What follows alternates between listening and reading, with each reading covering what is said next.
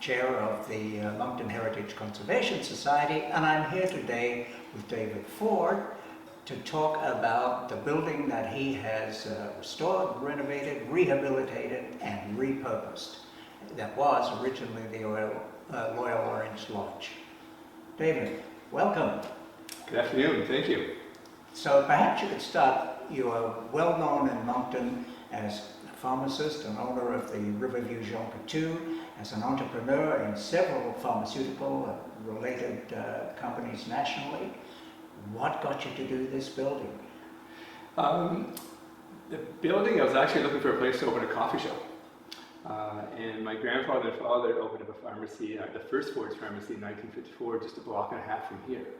And so I always had good feelings for this end of St. George Street, the East End. And so my father actually moved into the old fire station close by and renovated that. He also renovated and opened a pharmacy in Hills Road, a 120-year-old building. So I guess working with historic buildings or older buildings has always been in the family. Oh, wow, that's interesting. Now, when you came to do this building, I'm wondering what you found when you came in here, because you must have had some idea of what might be here, and then you must have had a lot of surprises. The interesting thing, even though I worked down the street for many, many years, I actually was never inside this building until it became available a number of years ago. And it's such a beautiful brick building, 3 stories, and just so prominent on the corner of St. George and Archibald. And so I thought, you know what, I'm just going to take a peek, because it had been for sale for a number of years. I thought, wow, I wonder what's inside. And so it was a lot larger building inside than I expected. We found out, though, the main floor had not been touched much. It was 4 or 5, I think it was 5 businesses that were operating on the main floor. And upstairs, the previous owner actually started renovation for the 2nd and 3rd floor, making it into apartments and lofts. And so that was already started. We met with the city to get their opinion of what was going on, and realized that there was a lot of work had been done to undo some of the work that had been done. But we decided it was worth the effort. The beautiful building, good location, and good project. So for all those reasons, presumably you thought this was a better idea than building a new building? Absolutely, and the contractor we use often said, you sure you don't want to just tear it down and build from scratch? And I said, absolutely not. And they repeated it many, many times, but said, no, you can't replicate the outside of this building. It's beautiful.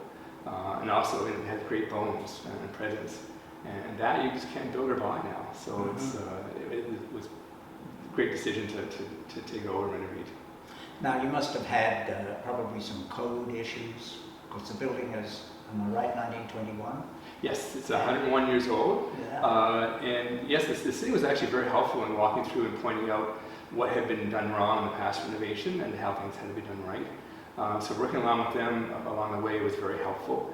And they were cooperative, and we knew what we were getting into.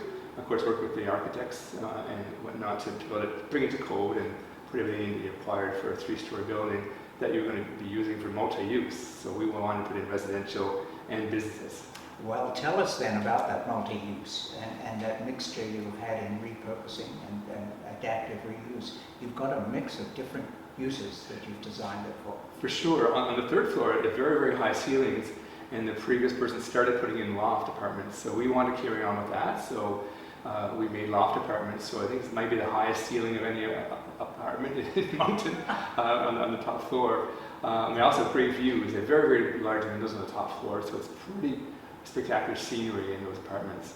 One of my companies wanted to expand to another location, so the 2nd floor we put into a business unit. So they took over the 2nd floor for a contact center. And then the main floor I had to figure out what to do besides the coffee shop. And it was already divided into 5, so I decided keep the existing walls and decided what could Moncton use. And I had the privilege of working across Canada and seeing many things. And I thought, well, experience a lot of event spaces where you go and do team events or fun events. So I thought, well, you know what, we could probably divide that up and make it into an event space for Southeast New Brunswick. And it's pretty unique what we've done for Atlantic Canada, to be honest. I haven't seen it all under one roof actually anywhere in Canada. That's amazing. And I guess that in addition to the loft apartments and your own business office that you mentioned, You have some tasting rooms. Right. Yeah. So why not make a new company? So the new company, one part of it, we have one part of the main floor is actually a coffee shop. So we're bringing a different level of coffee to the Moncton area, and we want to bring an event center. So we brought something called BRIX Experience, where you can actually have classes. You book online for classes for cooking in the kitchen, classes in a cocktail bar, classes in a wine cellar, a wine room, or beer tastings, whiskey tastings, whatever your imagination. We'll have classes for that, or you can contact us to arrange something for your team or for your work or for a family event. Well, that is very unique. I can't think of another building in Moncton that offers all of that under one roof. Now, And one basement. And one basement, which I understand you had to dig out. Yes, that was when we visited the building. We realized the basement, it was a good basement, but it was only about 5.5 feet tall. So it was like, oh, you really can't do anything with it. So I said, well, no, we need another floor. So we asked the construction company to actually dig out the basement. So he dug down, I think, 7 or 8 feet more to give us the presence of that you don't realize you're in a basement. So now we have a usable basement for 2/3 of the building, and that's where we have some of our great rooms are actually in the basement. And that's where we are now. That's where we are now. Yeah. Which looks wonderful. And amongst the obstacles that you ran into, you mentioned about the sidewalk that came into the front of the building. Yes, believe it or not, 101 years ago when they built the sidewalk, they built it as part of the building, but it was sloping the wrong way, so we didn't have water coming in all the front of the building. And so we had to take our front off at the bottom and take the sidewalk out to build it to new code, proper code, so water goes the right way, which was to make our basement successful. So. Yes, you wouldn't want that coming in here. And so how long has all this taken from the time you had the vision and decided what you would do here to actually getting to this point? My hair was darker. I think it's been about a 4-year project. Yeah. Yes, but in the beginning when I bought the building to save the building, I just couldn't see it being torn down. And then it took me about 2 years to decide what to do idea-wise and to find the right people to help me with the project and to make my vision come true. Well, you've certainly done a remarkable job. And when do you think it might be completed and ready for all those activities that you mentioned? Sure, we're 2 parts are going to open in September for sure, the coffee shop and the bioshop solution will move into the 2nd floor, and then we'll probably start showing the apartments because they're for rent, and then the rest of the complex will open as well in late September or October. So those apartments, as you mentioned, they're rental, they're not for sale. That's correct. Yes. Oh, and that's wonderful. Well, they're very urban and very in. This end of St. George is starting to get developed a lot and picked up. You have the Doma next door and you have other things, and I think this building is going to add just a lot to the whole streetscape and the whole life here. It's a great area here, and back in the 50s when they opened the pharmacy, this was actually Midtown Moncton. So, right. So we're still close to Midtown Moncton, 70 years ago. But you're halfway between the hospital and downtown. It's a great location. Very walkable for downtown, the event center, other hotels, and you have a grocery store next door, Doma, and restaurants. So really, you don't even need a car. Although we have spaces for cars here, and we're putting in spots for electrical cars, building for what we think are future people who want to rent here. But it's a great location. Oh, it is. It's a perfect location. So, in looking around, we see there are some new materials which certainly fit with the vision of the place. But what were you able to keep and recycle and reuse that was already here? One thing we wanted to do as much as possible was keep the floors on the main floor. So we were able to piece together enough flooring to have the coffee shop, the original flooring inside there, and it's beautiful. We also wanted to keep the structure of the main floor, so the front is still divided into 3 pieces as it was originally. The rest of it had already been altered to the 2nd and 3rd floor, so we were able to do anything with that. We kept all the ceiling heights, because in the building you really want to appreciate the vision they had for high ceilings. I know it's not economical nowadays to build those, but the presence and the feeling inside a business with a high ceiling is really great. And of course the exterior is all original. Yes, so we had to repoint the brick, and there were some water issues, and we had it all fixed up. So the exterior is looking fresh and original. Mm-hmm. And we maintained as many windows as we could. We had to close a couple in for where we had to put fireplaces upstairs. But we try to keep the outside as much historically intact as possible. So thinking of a building that's 101 years old, were you able to see any efficiencies, environmental matters that you could consider within the context of a building of that age? For sure. One of our goals initially was actually it would be cool to have exposed brick.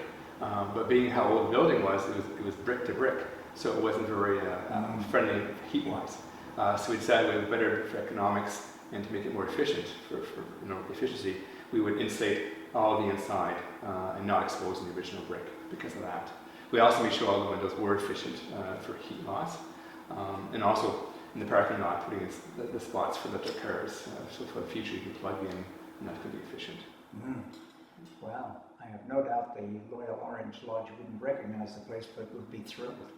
Yes, I actually didn't realize that was part of this building, and so someone pointed out to me about 6 months after I purchased it, because there's a cornerstone in the front that's still there.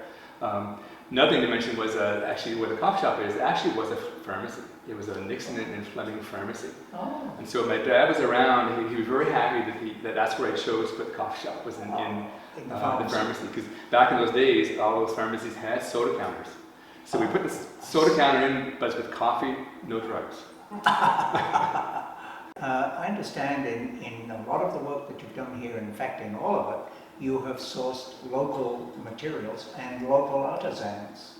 Yes, as much as we could. We used George Widener from Sackville to actually make our wrought iron gate, which is as you enter here, Yes. which is beautiful with the grapes on it and the vine. We also used John Black. We sourced him, said he commissioned us to build us the largest boardroom table in Moncton. And so we found a tree in Nova Scotia walnut and made a 24-foot table for us. And this is it right here. He's also worked in our coffee shop to make the tables in our coffee shop as well. We also, in trying to, and I'm from Moncton, New Brunswick, so we wanted to work with everyone local we could. So everything, we saw things here or there, but we had our local people source everything. So everything was from Moncton companies who found it, brought in for us, which was really helpful. Well, you see, and that fits, no doubt that was the case at the time when this was built originally. Yes. Well, David, thank you. It's a remarkable job and a remarkable repurposing, and it just shows what can be done in Moncton, and in fact should be done to preserve our built heritage. And we congratulate you for doing that. Absolutely. Thank you very much. Great talking to you, Blane.